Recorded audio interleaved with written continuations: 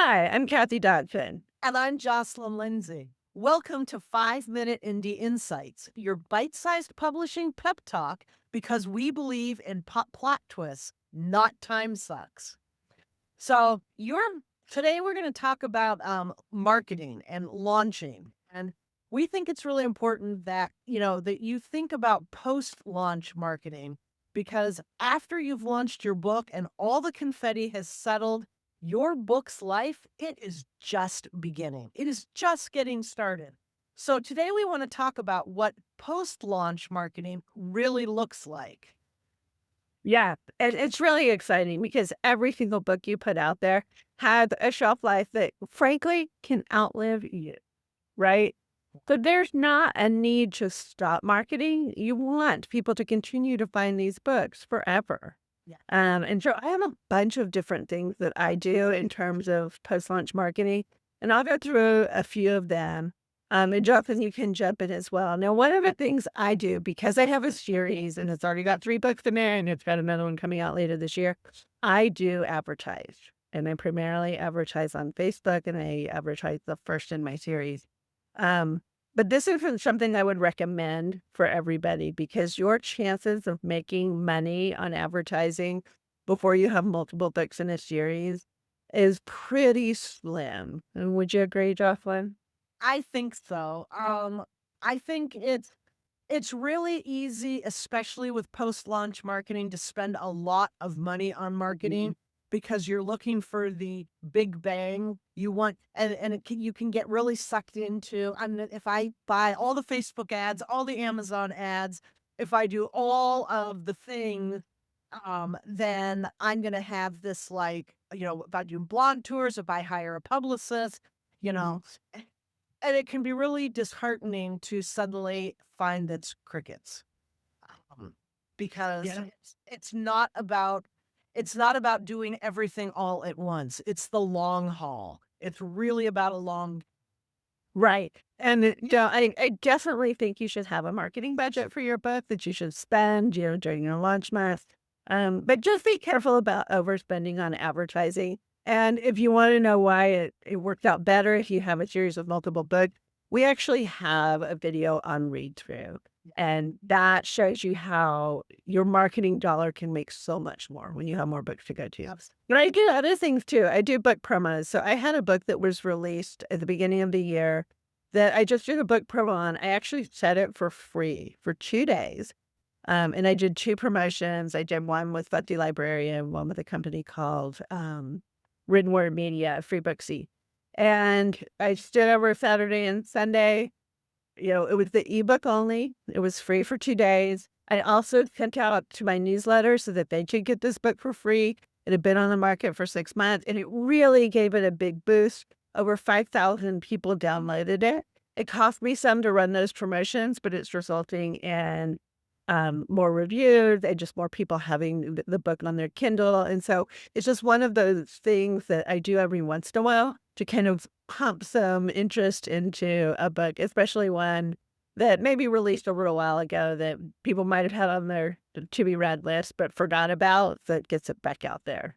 Yeah, and like with my series, it's not done. And as we've talked about on other videos, my series, the marketing is a little bit different because I know going into this, a lot of readers aren't going to pick my book up till it's finished. They're not going to start Right. in on the series until it's done because then they know that the series is actually finished. So my marketing plan is really the long. I'm doing things like I'm really focusing on my newsletter. I'm really Mm. focusing on my reader magnets, building audience, building discoverability, nurturing the people that come into my world. Because I know putting a lot of money into it, while it may be really tempting to think, if I just spend X amount of dollars, if I just spend a little more money, I'm gonna get, a big read through and I'm gonna get a whole bunch of people picking this up. And that typically is not the case. Well, and that's a great point, and it goes back to I have a series, but they are all standalones. So it doesn't matter if you read the first one first or the third one first. It just doesn't matter. So I do promos and do spend a little money because I'm not going to confuse people by doing that.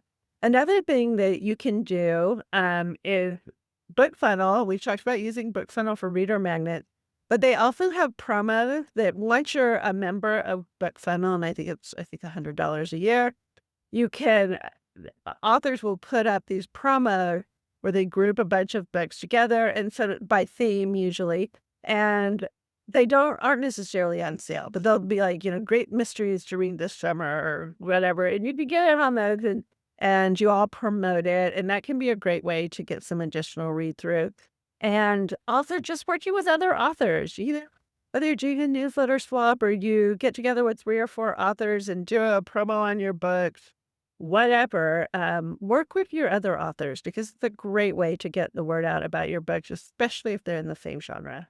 Absolutely. And I think one of the big keys is to keep this is not the short game. This is not, I think a lot of indie authors start thinking about publishing and marketing like trad authors do. And in the trad pub launches, you expect your book to explode because there's all that pre-launch effort put in. And the reality is you don't need your book to explode in that 30-day window. You don't need to pre-sell thousands of copies. You don't need to have, 1,000 people you're buying your book that first or second day. You need to grow.